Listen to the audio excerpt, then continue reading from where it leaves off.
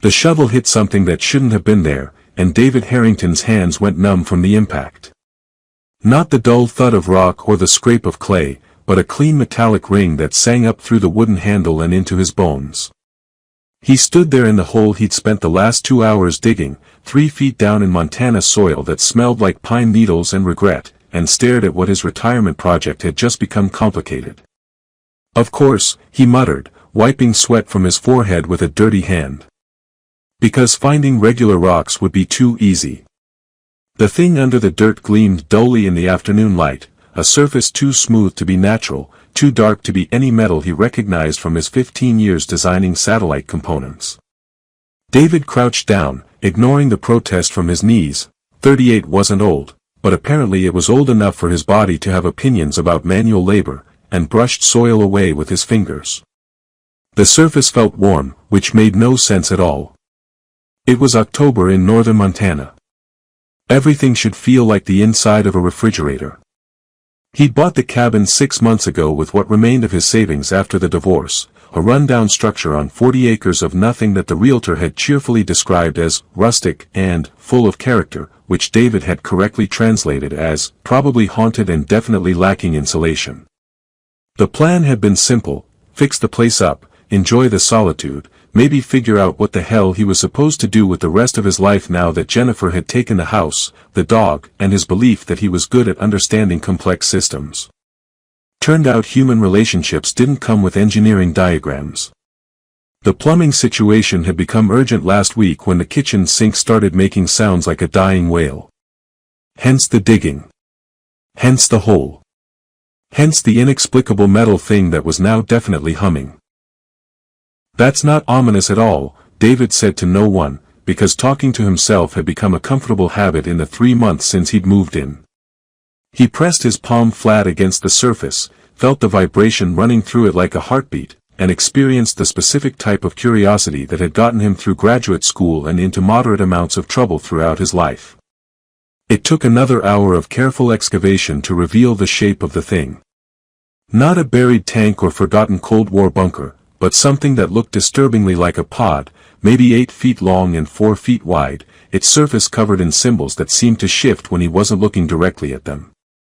Probably just the light, he told himself, knowing it wasn't the light. The sun was setting now, painting the mountains in shades of orange and purple that would have been beautiful if he weren't having a minor existential crisis in a hole. The pod, because he couldn't think of it as anything else, had a seam running along its length, barely visible except for the faint luminescence that traced its edges. David had spent enough time working with sealed systems to recognize an access point when he saw one. He also had enough sense to know that opening mysterious glowing pods in the woods was how people ended up as cautionary tales. On the other hand, he was standing in a hole, covered in dirt, talking to himself about alien artifacts like that was a normal Thursday activity. The divorce had clearly broken something fundamental in his risk assessment capabilities. He climbed out of the hole, retrieved his crowbar from the toolbox, and spent a moment considering whether this was actually a good idea. The pod hummed louder, as if offering an opinion. "If you're going to eat me," David said, positioning the crowbar in the seam, "at least make it quick." The pod opened with a hiss of escaping air that smelled like ozone and copper, and David stumbled backward as the top half lifted on hinges that shouldn't have worked after however long this thing had been buried. Vapor poured out, catching the last rays of sunlight and turning the air inside the hole into something from a science fiction movie he definitely wasn't qualified to be starring in. When the mist cleared, he saw her. She lay on her back in some kind of form-fitting armor that looked like it had been through a war and lost, deep gouges across the chest plate and burns along one side that still seemed to glow with residual heat. The armor itself was a deep midnight blue, decorated with silver tracery that might have been decorative or might have been circuitry, with his luck, probably both. But it was her face that made David's breath catch, because she looked completely human except for the ears that swept up and back from her head, delicate and elongated and absolutely impossible. She wasn't breathing. Or maybe she was breathing in some way his panicking brain couldn't register, because surely if she were dead she wouldn't look so perfectly preserved, wouldn't have that faint luminescence beneath her skin like banked starlight. Her hair was dark, cut short in a practical style, and there was a gash across her ribs leaking something that definitely wasn't blood. It was silver, and it glowed, and David's engineering background was screaming that he should be taking notes while his survival instinct suggested running might be the better option. He chose the third option, which was standing there frozen like an idiot, which was why he was still in the hole when her eyes opened. They were violet. Not purple, not blue, but actual violet like some impossible flower, and they locked onto him with an intensity that suggested she was conducting approximately 17 threat assessments per second. Her hand moved faster than he could track, grabbing his wrist with a grip like a vice, and David yelped in a way that definitely wasn't dignified but seemed appropriate given the circumstances. "Wait," he managed, I didn't mean, I was just digging for pipes." She stared at him for a long moment, those strange eyes cataloging everything about him, and then she spoke in a voice rough with disuse but perfectly clear. "How long?" "How long what?" David's voice came out higher than usual. "How long have you been here? How long have I been standing in this hole? How long until I pass out from sheer confusion?" Something that might have been pain crossed her face. She released his wrist and tried to sit up, got halfway before her expression tightened and she fell back with a sharp exhale. The silver blood was flowing faster now, pooling in the bottom of the pod. "You're hurt," David said, because apparently stating the obvious was how his brain handled impossible situations. I don't know what you need. A hospital? A mechanic? Is there a difference with?" He gestured vaguely at all of her. Those violet eyes fixed on him again, and this time there was something calculating in them, something that made David very aware he was standing in a hole with an injured alien warrior who could probably kill him with her pinky finger despite the glowing wound in her side. "Listen carefully," she said, and her voice carried an accent he couldn't place, vowels slightly wrong in a way that suggested English wasn't her first language and possibly wasn't even her first planetary language. "I am Kavra of the Sentinel Corps. I offer you a bargain." David waited, because when an injured alien woman starts talking about bargains, interrupting seems unwise. "Shelter me while I heal," Kavra said, each word deliberate and weighted with something that sounded like ritual, "and I will protect you until my last breath. This is the oath of the Sentinel Corps. Do you accept?" The rational part of David's brain, the part with the aerospace engineering degree and the security clearance he'd had to give up when he moved to Montana, suggested that this was insane and he should call someone. The problem was he didn't know who you called about alien warriors in pods. The irrational part, the part that had bought a broken cabin in the woods because he needed to do something dramatic after his life fell apart, looked at her fierce eyes and her silver blood and her impossible ears and thought, why not? "Does the protection include helping fix my plumbing?" he heard himself ask. "Because that's really why I was digging in the first place." For just a moment, something that might have been amusement flickered across Kavra's face before pain washed it away. "Accept or decline, human." David looked at the setting sun, at the mountains going dark, at the impossible woman bleeding starlight in his hole. He thought about Jennifer, about the job he'd left, about the empty cabin waiting for him. He thought about how his life couldn't possibly get weirder than it already was. He was wrong about that, but he wouldn't know it until much later. "Okay," David said. "Deal." Getting Kavra out of the hole turned out to be significantly more difficult than getting into philosophical agreements with alien warriors. She weighed more than she looked like she should, probably because of the armor, and David's back informed him in no uncertain terms that it had not signed up for this level of activity. They managed it eventually through a combination of David pulling and Kavra doing something with her legs that seemed to defy at least two laws of physics he remembered from college. "You're heavier than you look," David gasped, half carrying her toward the cabin. "The armor has integrated mass compensators," Kavra said through gritted teeth, which explained absolutely nothing. "They are damaged." "Right, of course, mass compensators. Silly me." David kicked the cabin door open with his foot, nearly dropping her in the process. "I should have guessed that when I woke up this morning thinking it would be a great day to install pipes." The cabin's interior looked even more pathetic with an alien warrior bleeding on the floor. David had managed to get the electricity working and had acquired a couch from a yard sale that smelled faintly of cigarettes and lost dreams, but most of his furniture consisted of cardboard boxes he kept meaning to unpack and a sleeping bag on a mattress that had seen better decades. He cleared the couch with one arm, sending a stack of engineering journals cascading to the floor, and helped Kavra onto it. She immediately tried to sit up, assess her surroundings, and probably plan 17 different escape routes, but her body had other ideas. The silver blood was leaving glowing trails on his couch cushions, which David figured was the least of his problems. First aid kit, he muttered, rummaging through boxes. I know I packed a first aid kit. Unless I left it in the U-Haul. Did I leave it in the U-Haul? The wound requires more than adhesive bandages, Kavra said, her voice tight with pain. She was working on the clasps of her armor with shaking fingers, managing to release something that made the chest plate split down the middle with a hiss. Underneath she wore something that looked like a dark bodysuit, now soaked with that luminescent silver fluid.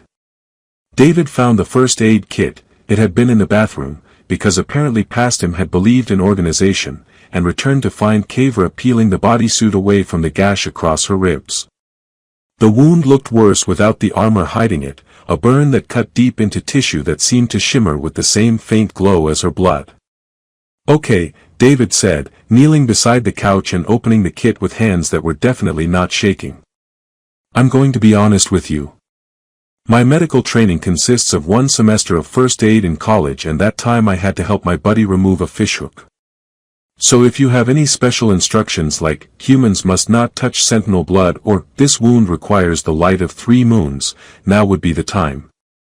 Kavra's mouth twitched, which might have been pain or might have been the closest thing to a smile she could manage. Your blood is red. Mine is silver. Otherwise, we are not so different.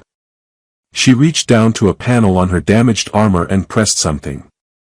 A small compartment opened, revealing what looked like a medical kit designed by someone who thought regular medical supplies were too boring. Use the blue cylinder first. It will seal the wound. The red one after. It promotes cellular regeneration. David picked up the blue cylinder, which was covered in the same shifting symbols as the pod. Any chance these come with instructions in English? Point the aperture at the wound and press the activation stud. She indicated a depression on the side. Quickly, please. I am losing blood at a rate that will render me unconscious in approximately 8 minutes. No pressure then. David positioned the cylinder and pressed the stud. It hummed to life, and a beam of blue light shot out, wider than a laser pointer but more focused than a flashlight. Where it touched her skin, the wound began to close, the edges knitting together with a faint crackling sound that made his teeth ache. The silver blood stopped flowing, sealed beneath a layer of something that looked like glass but flexed with her breathing. The red one, Kavra prompted, her voice slightly weaker. The red cylinder worked similarly, but instead of a beam it produced a mist that settled over the sealed wound and soaked in, making the glass-like covering glow briefly before fading. Kavra's breathing eased, her shoulders losing some of their tension. That's incredible, David said, studying the cylinders. The cellular regeneration alone would revolutionize medicine. What's the mechanism? Targeted stem cell activation. Programmed nanites. Both, Kavra said, and now she definitely almost smiled. You understand more than most humans would. Aerospace engineer. Or I was, until I decided corporate satellite design was slowly killing my soul. He set the cylinders carefully on the floor. How long until you're healed? 3 days for basic mobility. A week for combat readiness. 2 weeks for full capacity. She was studying him now with those unsettling violet eyes, really looking at him for the first time since he'd opened her pod. You accepted my oath without hesitation. Why? David sat back on his heels, considering. Honestly? My life fell apart 6 months ago. Lost my wife, quit my job, bought a cabin in the middle of nowhere because I couldn't think of anything better to do. Finding an alien warrior in my backyard ranks somewhere around 7th on the list of weird things that have happened to me this year. What were the first 6? The divorce proceedings mostly. Turns out my ex-wife's lawyer was very creative. He stood up, his knees protesting. You said you're from the Sentinel Corps. What's that?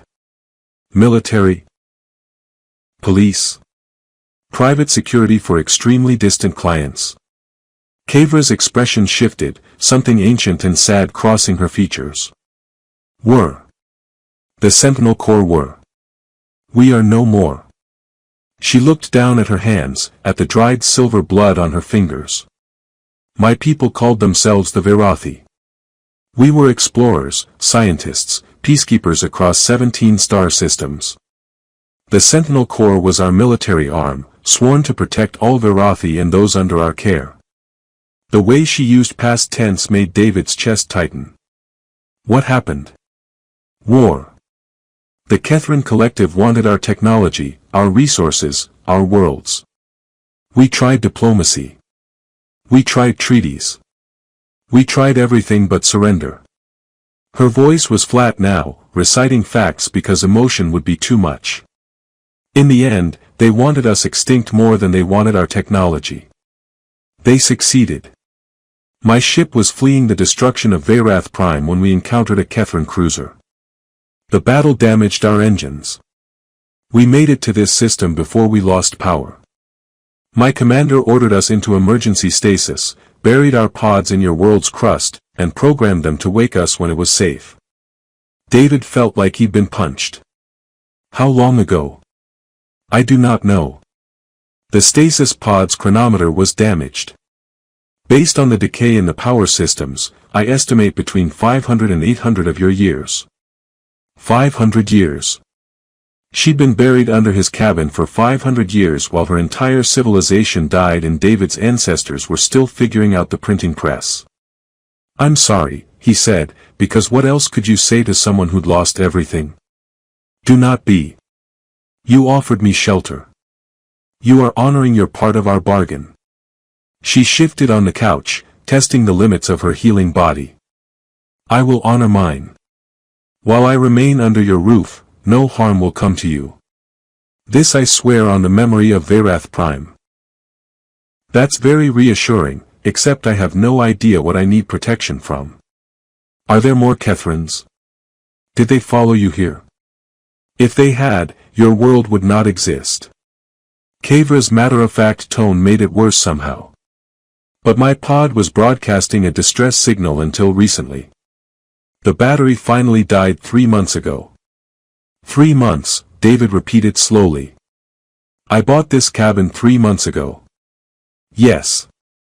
She met his eyes. Whoever was monitoring for Virathi signals now knows one of us survived. And they will come to finish what they started, or to claim our technology. Either way.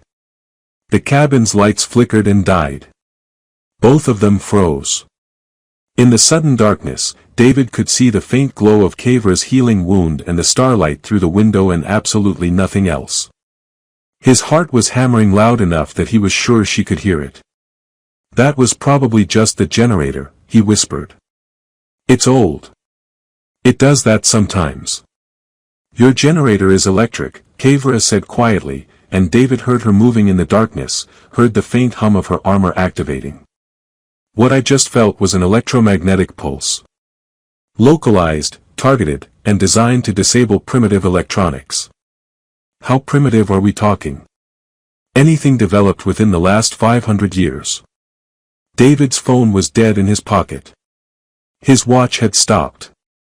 Through the window, he couldn't see any lights from the nearest cabin, which was 3 miles away but usually visible on clear nights. So that's bad. That is very bad. Kavra's voice came from directly beside him now, and he jumped. They are here. The Kethrins have found us. How sturdy is your cabin? David thought about the leaking roof, the questionable foundation, the windows that rattled in strong wind. Not very. Then we have perhaps 20 minutes before they breach the perimeter I will establish. I suggest you find anything you cannot live without. A light flared in the darkness, coming from Kavra's armor, casting her face in sharp relief. Despite the pain that still tightened her features, despite being hours out of stasis and wounded, she looked absolutely calm. And perhaps something that can be used as a weapon. Do you own firearms? I have a baseball bat. Does that count? It will have to. Kavra was moving toward the door, that strange grace returning to her movements despite her injuries. Stay behind me. No matter what you see, stay behind me. Do you understand? David grabbed the baseball bat from beside the door, felt its familiar weight in his hands, and wondered what the hell he'd gotten himself into. I'm starting to think I should have asked more questions before agreeing to this bargain. Most humans would agree with you. Kavra opened the door, and the cold night air rushed in, carrying the scent of pine and something else, something sharp and wrong like ozone and burning copper. But the oath is sworn. What comes next, we face together. Somewhere in the darkness beyond the cabin, something moved, and David's ordinary life officially ended. The thing that came out of the darkness looked like someone had asked a committee of nightmare designers to create a surveillance drone and then given it a budget that exceeded several small countries' GDPs. It hovered about 6 feet off the ground, roughly spherical, covered in panels that shifted and rotated independently like a mechanical Rubik's Cube having an existential crisis. Blue light leaked from the seams between panels, sweeping across the ground in patterns that made David's eyes hurt if he looked at them too long. That's a probe, Kavra said, her voice barely above a whisper. Reconnaissance model. Unarmed, but it will transmit everything it sees back to the ship. Ship? David's grip tightened on the baseball bat. There's a ship. Orbital position, most likely. Standard Kethran protocol is to remain outside your planet's detection range and send probes to investigate. She was edging along the cabin wall, keeping to the shadows, moving in a way that suggested her body was remembering training even if it wasn't quite ready to execute it. If we destroy the probe before it transmits, they will know something is here but not what. We might buy time. And if it transmits? Then they send soldiers, and we have significantly larger problems. Kavra reached down to her armor and pulled out something that looked like a collapsed baton. She flicked her wrist and it extended into a staff about 4 feet long, crackling with the same blue energy as her medical equipment. When I move, you run to the tree line. Do not look back. Do not try to help. Simply run. Absolutely not.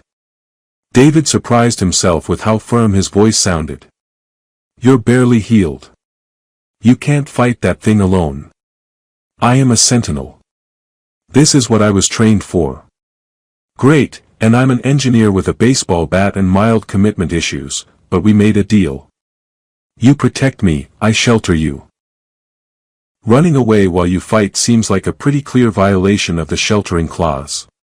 He stepped up beside her, bat raised, feeling ridiculous and terrified and strangely alive in a way he hadn't felt since before the divorce. Besides, you said it yourself. We face this together. Kavra turned to look at him, and for the first time since he'd opened her pod, he saw genuine surprise on her face. Then she nodded once, sharp and decisive. Stay close. Aim for the joints between panels. The probe's armor is weakest there. Any other tips for fighting advanced alien technology with sporting equipment? Try not to die. It would reflect poorly on my oath. She tensed, ready to spring. On 3. 1. 2. The probe spun suddenly, all its panels rotating to face them at once, and David felt a sensation like being seen by something that had too many eyes and none of them were friendly. A sound emerged from it, high-pitched and warbling, that was probably either a transmission or the galaxy's worst alarm clock. 3. Kavra launched herself forward with a speed that definitely wasn't normal for someone who'd been unconscious an hour ago. Her staff connected with the probe's surface in a shower of sparks, and the sphere wobbled in the air, panels reconfiguring frantically. David ran after her, which was either brave or stupid or both, and swung the bat at what looked like a joint between two panels. The impact sent vibrations up his arms and made a satisfying crunch, which immediately became less satisfying when the probe sprouted what could only be described as tentacles. "You didn't mention tentacles," David shouted, ducking as one whipped past his head. "I did not know this model had tentacles." Kavra slammed her staff into another joint, and part of the probe's outer shell cracked and fell away, revealing circuitry underneath that glowed an angry red. "They have upgraded since my time." "Technology marches on," David muttered, taking another swing and actually connecting with one of the tentacles. It severed with a spray of fluid that definitely wasn't oil, and the probe made a sound like a cat being stepped on. "How many of these things are there usually?"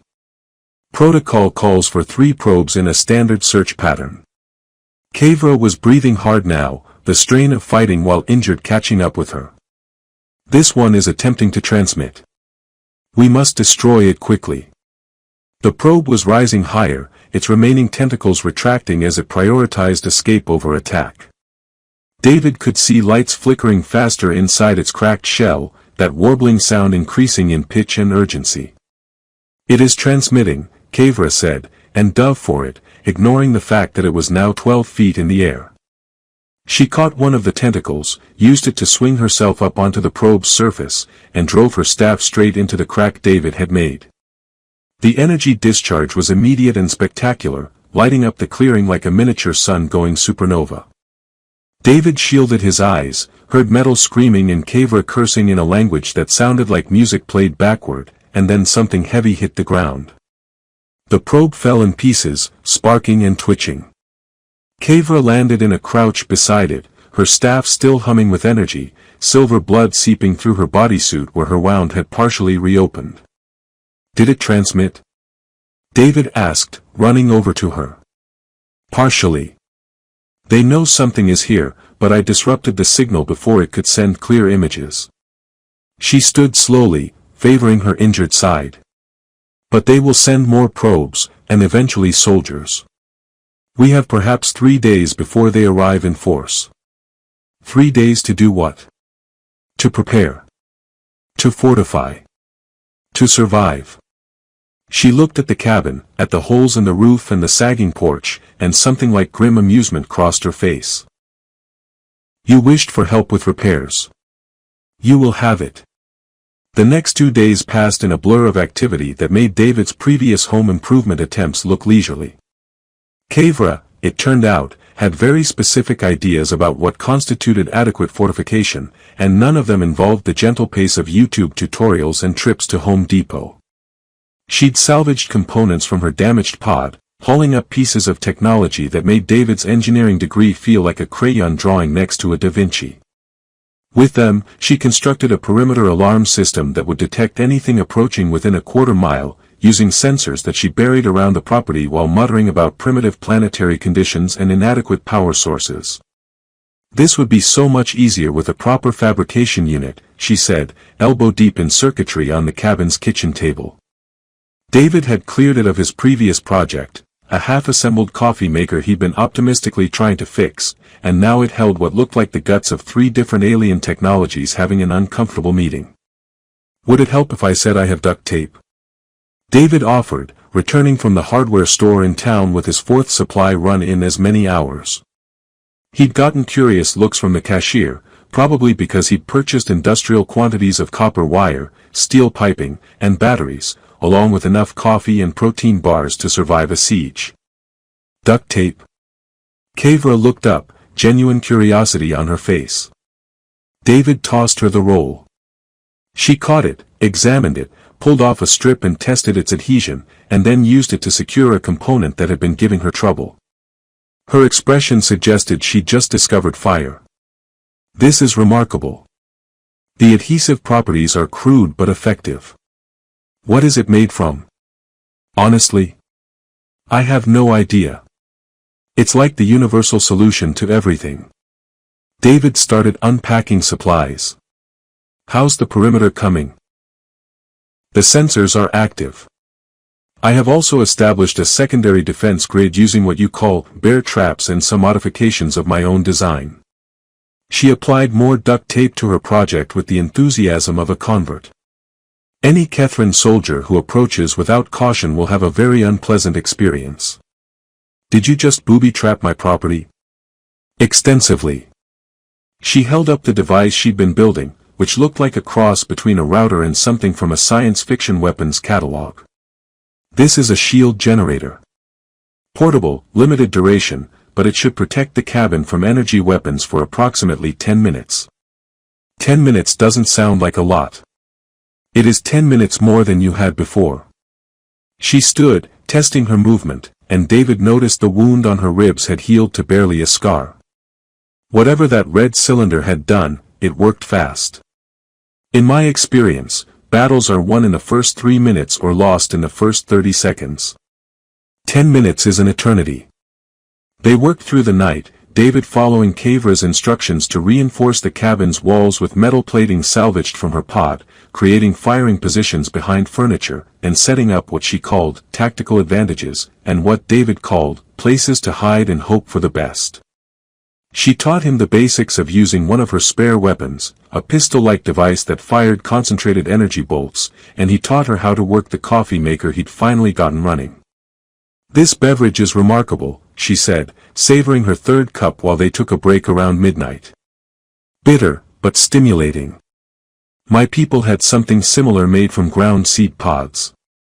"Coffee is humanity's greatest achievement," David said, sprawled on the couch that still had glowing stains from her blood. "Well, that and the internet, but the internet's not working right now thanks to your friends upstairs." "They are not my friends." Kavra set down her cup, her expression darkening. "The Catherines are to friendship what your black holes are to gentle embraces. That's poetic. Dark, but poetic." David studied her in the lamplight. They were running on a generator he'd hooked up, keeping it low to avoid detection. "Can I ask you something?" "You may ask." "I may not answer." "Why did you offer me that bargain?" "The protection oath." "You didn't know me." "You still don't, really. For all you knew, I could have been a terrible person." Kavra was quiet for a moment, turning her coffee cup in her hands. "When I woke and saw you, I assessed the situation. Alone, injured, on a primitive world with hostiles inbound. I needed an ally, and you were available. The oath ensured your cooperation. That's the practical answer. What's the real one?" She looked up at him, those violet eyes reflecting the lamplight. "You opened my pod. You could have buried it again, walked away, pretended you had seen nothing. But you opened it, and when you saw me bleeding, your first instinct was to help. Not to run, not to call authorities, but to help." She paused. "My people believe that the first action reveals true character. Yours was kindness. That is rare enough to be worth protecting." David felt his throat tighten. "I'm not that kind. I'm just a guy who couldn't fix his marriage and ran away to the woods." "Perhaps. But you are the guy who stands beside an alien warrior with a baseball bat when the wise choice would be to flee." She smiled then, a real smile that transformed her face from beautiful to something that made David's heart do complicated things. "That counts for something." The perimeter alarm chose that moment to start shrieking, a sound that bypassed David's ears and went straight to his panic response. Kavra was on her feet instantly, weapon drawn, all trace of gentleness gone. "They are here," she said. "2 contacts. Ground approach from the north. Moving fast." David grabbed the energy pistol with shaking hands. "Soldiers? We are about to find out." Kavra moved to the window, peeking through the reinforced shutter they'd installed. "Remember your training. Aim for center mass. The weapons have minimal recoil but significant heat buildup. 3 shots maximum before it needs to cool." "Right. 3 shots. Don't die." Standard Thursday night. David took position beside her, trying to control his breathing like she taught him. "David," Kavra said, not looking at him, her eyes fixed on the darkness outside. "Whatever happens, know that sheltering me was not a mistake. You gave a dying warrior purpose again. For that, I thank you. Save the touching speeches for after we survive this, David said, but he was smiling despite the fear. We've got a cabin to defend and coffee to drink. Let's show these Kethrons what happens when they mess with Earth. Outside, something moved through the trees, and the real fight began. The first Kethron soldier stepped into the clearing and immediately triggered one of Kavra's modified bear traps, which launched him 15 feet backward into a tree with a sound like a gong being struck by a particularly aggressive percussionist. The second soldier, demonstrating either bravery or a complete inability to learn from others' mistakes, charged straight ahead and found himself caught in what Kavra had cheerfully called a momentum redistribution field, which translated to him running in place like a cartoon character while slowly sinking into the ground. "Huh," David said, watching through the reinforced window. "That's actually working better than I expected." "I am a sentinel," Kavra replied with what might have been pride or might have been smugness. "Did you think I would construct inadequate defenses? I think I'm learning not to doubt you." David kept his energy pistol trained on the soldier who was now waist-deep in Montana soil and looking extremely unhappy about it. "So what now? Do we just wait for them to give up and go home?" Kethrons do not give up. They reassess, adapt, and attack again with new tactics. She was watching the tree line with the intensity of a predator waiting for prey to make a mistake. These two were scouts, testing our defenses. The main force will. 3 more soldiers emerged from the trees, but these ones were moving carefully, scanning the ground ahead with devices that glowed an unpleasant yellow. They spotted the trapped soldier and moved to extract him with the kind of coordinated efficiency that made David's stomach drop. "The main force will come prepared," Kavra finished. "Activate the shield generator. This is about to become significantly more interesting." David fumbled for the device they'd mounted near the door, slapped the activation stud, and watched as a faint shimmer appeared around the cabin like someone had wrapped it in cellophane made of starlight. Immediately, one of the Kethron soldiers raised a weapon, sleek, angular, the kind of gun that looked like it had been designed by someone who thought curves were for the weak, and fired. The bolt of energy hit the shield and dispersed in a cascade of sparks that lit up the night. 10 minutes, Kavra reminded him. Make every shot count. The battle that followed was nothing like the movies David had grown up watching. There were no dramatic one-liners, no heroic charges, just the desperate efficiency of 2 people trying very hard not to die while their opponents tried equally hard to make that happen. David fired his 3 shots, watched 2 miss completely because apparently shooting in high-stress situations was harder than video games had led him to believe, and felt a surge of triumph when a third connected with a soldier's shoulder, spinning him around. "I hit 1, he shouted, probably louder than tactically advisable. "Excellent. Now get down." Kavra pulled him away from the window as return fire scorched the wall where his head had been. "Reload position. Count to 30. Return fire from the eastern window. They will expect us to stay here." David scrambled to the eastern window on his hands and knees, his heart trying to escape through his throat, and popped up just long enough to fire 3 more shots. One of them actually hit something, though he wasn't sure what because Kavra was yelling for him to move again and his brain was too busy panicking to take notes.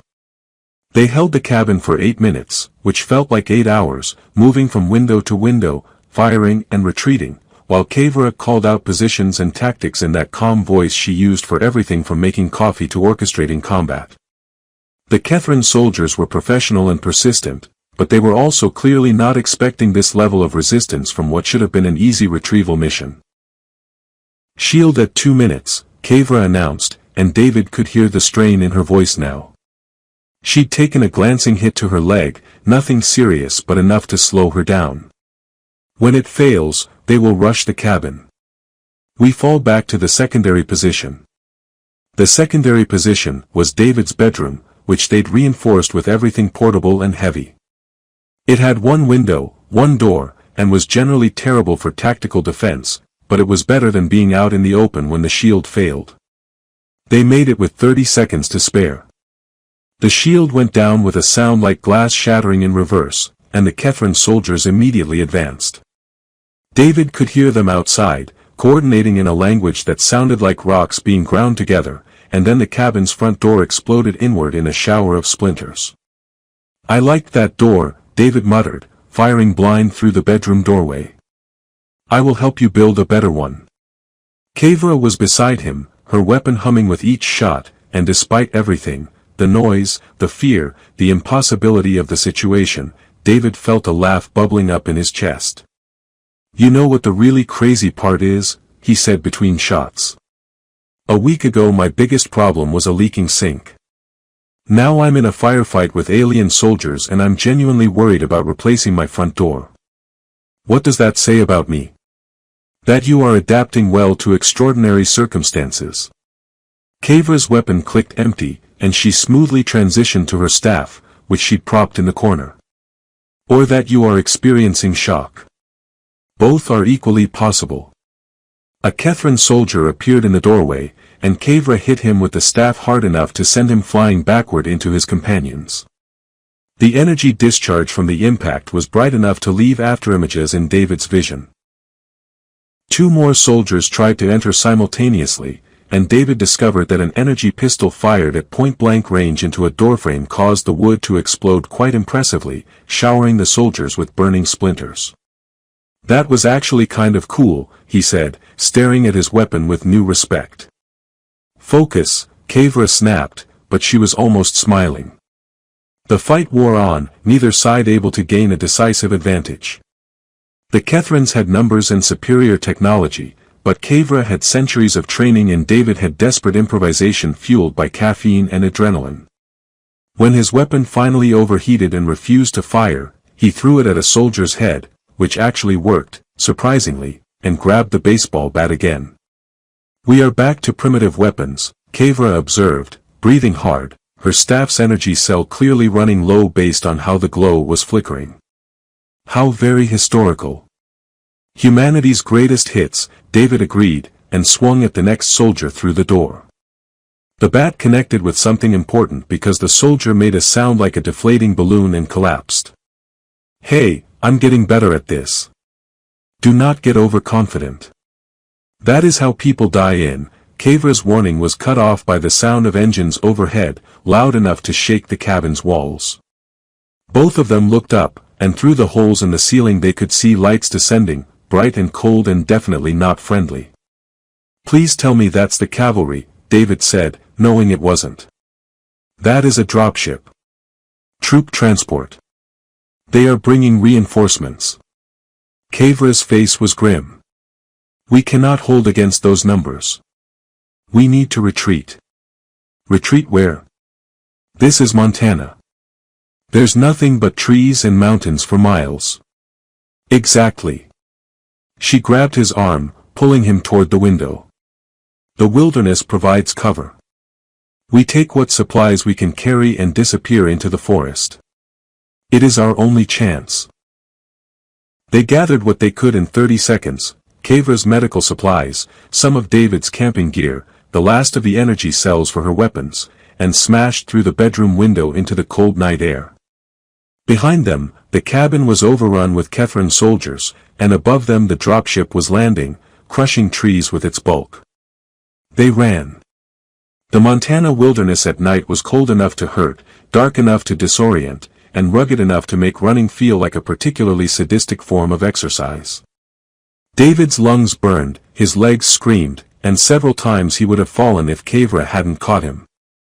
She moved through the darkness like she could see in the dark, which she probably could based on how her eyes were reflecting the moonlight. They made it maybe 2 miles before Kavra pulled him into a small cave, barely more than an overhang really, and they collapsed against the rock wall. Behind them, they could see lights in the distance, hear the sounds of soldiers searching, but for the moment they were hidden. "I lost my cabin," David panted, staring at the distant glow of what might have been fires. "I lost everything. Again." "You are alive." Kavra's hand found his in the darkness. The cabin was wood and nails. "This is all that matters." "Easy for you to say. You're used to losing everything." The words came out harsher than he meant, and he immediately regretted them. I'm sorry. That was true. Kavra squeezed his hand. I have lost worlds, David. Planets. Entire civilizations. You have lost a cabin in the woods. But loss is loss, and pain is pain, and I will not diminish yours by comparing it to mine. She was quiet for a moment. Besides, I was beginning to like that cabin. The coffee maker worked very well. David laughed, which turned into something between a laugh and a sob. We're hiding in a cave from alien soldiers, my home is probably burning down, and you're concerned about the coffee maker. Priorities are important. She was looking at him now, her face barely visible in the darkness. David, I must tell you something. My pod, before it failed completely, it detected something. A signal. Verothi in origin. You mean there are more of your people? Here on Earth? Perhaps. The signal was old, automated, but it suggested there might be another cache hidden in these mountains. Supplies. Weapons. Maybe even, she hesitated.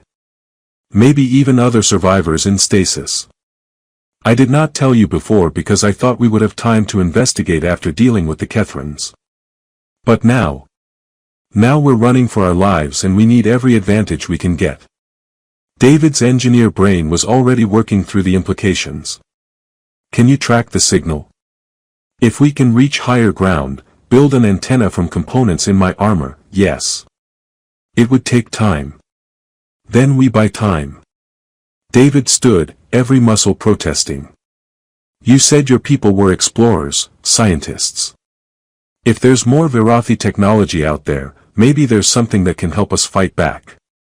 Something better than baseball bats and duct tape. Kavra rose beside him, and even exhausted and hunted, she looked dangerous and determined. You wish to go on the offensive. I'm tired of running. I've been running since my divorce. Running from my job, from my life, from everything. I'm done. He picked up the baseball bat, which he'd somehow managed to keep through the escape. You offered to protect me until your last breath. Well, I'm offering to help you find your people, or what's left of them. Maybe together we can figure out how to make the Kethrans regret ever coming to Earth. For a long moment, Kavra just looked at him. Then she smiled, fierce and bright in the darkness. You are either very brave or very stupid. Probably both. Is that a problem? Not at all. She checked her weapons, adjusted her armor. My people had a saying, the stars favor the audacious. Let us see if your planet agrees.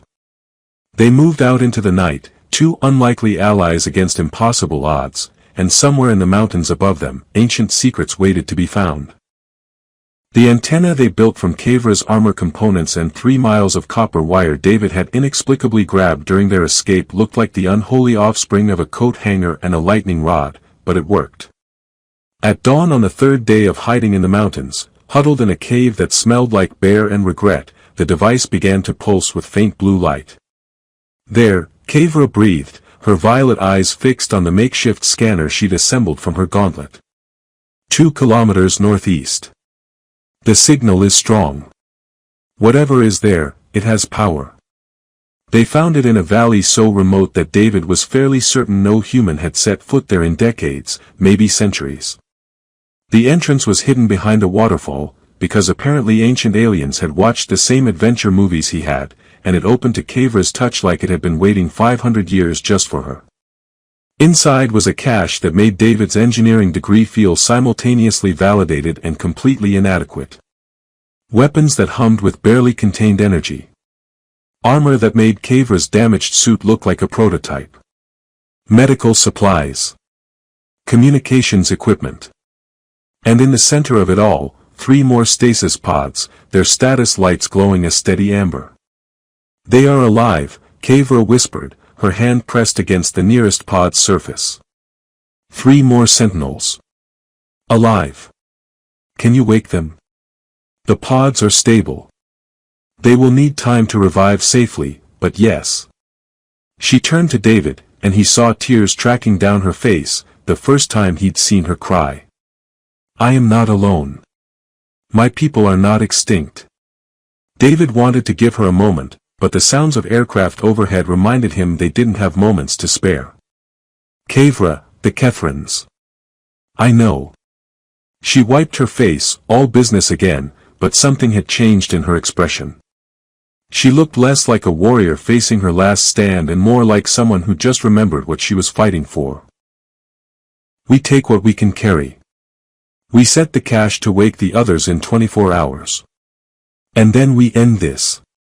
They loaded up with enough firepower to make a small army nervous and headed back toward what remained of David's cabin. The Kethran force had established a base there, their dropship parked in the clearing like an obscene metal tumor, soldiers patrolling in patterns that suggested they expected their quarry to do the sensible thing and keep running. So, David said, crouched behind a boulder overlooking the camp, holding a weapon that Kevra had cheerfully identified as a plasma destabilizer, which sounded both impressive and slightly terrifying. What's the plan? We can't fight that many soldiers, even with better weapons. We do not fight the soldiers. Kevra was assembling something that looked like a very angry telescope. We fight their ship. Kethran dropships have a vulnerability in their power distribution nodes. If we can hit 3 specific points simultaneously, the entire vessel will experience catastrophic system failure. Simultaneously? There's 2 of us and 3 targets. Which is why you will be handling the remote detonators. She produced 3 small devices from her pack, each blinking with patient malevolence. You attach these to the access panels here, here, and here. She highlighted positions on a holographic display that made David's location tracker look like a child's toy. I will provide distraction. Distraction, David repeated. You're going to distract an entire military encampment alone. I am a sentinel. She checked her weapon, her new armor gleaming in the afternoon light. This is what we do. What followed was less a distraction and more a one-woman natural disaster. Kevra emerged from the tree line like vengeance given form, her weapon cutting through soldiers and equipment with surgical precision, moving so fast she was barely more than a blur. The Kethrans responded exactly as she'd predicted, converging on her position with overwhelming force, which meant they weren't watching the perimeter where David was sneaking toward their ship with his heart trying to punch through his ribcage. The first detonator went on without incident. The second required David to hide in a landing strut while 2 soldiers passed within 3 feet of him, discussing something in their grinding language that probably wasn't complimentary. The third was on the far side of the ship, and he had to sprint across open ground while praying that everyone was still focused on Kevra's one-woman war. He slapped the detonator onto the access panel, activated it, and ran. The explosion was beautiful in the way that catastrophic engineering failures often are, a chain reaction of systems overloading and power cores breaching that turned the dropship into an expanding sphere of very expensive scrap metal. The shockwave knocked David off his feet and probably would have killed him if Kevra hadn't appeared out of nowhere, her shield generator extended to cover them both as debris rained down. When the smoke cleared, the Kethran force was in disarray. Half their soldiers were down, their command structure was literally on fire, and the survivors were making the entirely sensible decision to retreat to whatever orbital position they'd come from. Kevra let them go, watching with grim satisfaction as they fled into the forest. We won, David said, sitting in the mud and wreckage, bleeding from several places he'd inventory later. We actually won. We survived, Kevra corrected, but she was smiling. Victory comes later, when my people wake and we can properly defend this world. But yes, David Harrington. We survived. They spent the next day clearing the site, salvaging what technology could be salvaged, and generally trying to figure out what you did after you'd fought off an alien invasion force with duct tape and audacity. The answer, David discovered, was mostly you sat around drinking coffee and processing trauma while your alien warrior companion contacted her people across the stars with a transmitter that probably cost more than his entire previous life. The response came at sunset. A signal from deep space, growing stronger, resolving into a fleet of ships that bore the same elegant design as Kevra's armor. Verothi survivors, scattered across the galaxy, who'd received her beacon and were coming home to the coordinates she provided. It would take them months to arrive, maybe years, but they were coming. "You will have company," Kavra said, watching the stars as if she could see the ships already. "Many company. My people will want to establish a presence here, to study your world, to perhaps make it a new home."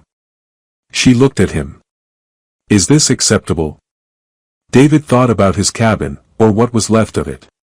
About the life he'd left behind, the wife who'd wanted different things, the job that had felt like slowly drowning. About the last 3 days of terror and wonder and feeling more alive than he had in years. "On one condition," he said. "We rebuild the cabin together. Properly this time. Maybe with some of that Verothi technology. And definitely with a better coffee maker." Kavra laughed, the sound bright and unexpected. "This is acceptable." They woke the other sentinels the next morning. 3 warriors who emerged from stasis confused and grieving and overjoyed to find they weren't the last, who swore the same oath Kavra had sworn, who looked at David with curiosity and respect when Kavra explained what he'd done. They established a camp in the valley, began planning for the arrival of the fleet, and started the long process of healing from wounds that were 500 years old. David helped where he could, his engineering knowledge proving valuable in unexpected ways, and slowly began to understand that his old life hadn't been a failure. It had been preparation. Every skill he'd learned, every problem he'd solved, had been leading to this, to being the bridge between 2 worlds, the human who'd sheltered an alien warrior and changed the course of history. 3 months later, they broke ground on the new cabin. It was bigger than the old one, with integrated Verothi technology that made it essentially indestructible, and a coffee maker that Kavra had personally designed using principles of quantum mechanics that David didn't pretend to understand. The other sentinels helped with construction, and David taught them about human building codes and why you couldn't just solve every structural problem with force fields. "You have changed," Kavra observed one evening, as they stood on the completed porch watching the sunset paint the mountains gold and purple. The first Verothi ships were visible in the night sky now, growing closer each day. "I have," David agreed. "I spent so long running from everything I'd lost that I forgot I could build something new. You taught me that. You and your people and this whole impossible situation. You taught me something as well." Kavra's hand found his, her skin warm despite the evening chill. "I thought I was the last. I thought my purpose died with my world. But you showed me that purpose is not something you inherit. It is something you choose, every day, in every action." She smiled. "Even if that action is digging for pipes and finding alien warriors instead." "Especially that," David said, and kissed her, because life was short and getting shorter and he'd learned that when the universe gave you an impossible gift, you didn't question it. You just held on and tried to be worthy of it. The stars watched them from above, cold and distant and full of possibility. Somewhere out there, more Verothi were coming, and more Kethrans too, probably, and 1,000 other complications that would need solving. But that was tomorrow's problem. Tonight, David Harrington stood on his porch with an alien warrior who'd become so much more, and felt something he hadn't felt in years. He felt like he was home. The cabin was never quiet again, just like Kavra had promised. But David discovered he didn't mind the noise. It sounded like laughter and purpose and the future arriving ahead of schedule. It sounded like exactly where he was supposed to be. And somewhere in the foundation, buried under new construction and careful engineering, the original stasis pod remained, a reminder that sometimes the best things in life came from digging where you weren't supposed to and opening doors that should have stayed closed. David had been looking for pipes and found salvation instead. He figured that was a pretty good trade.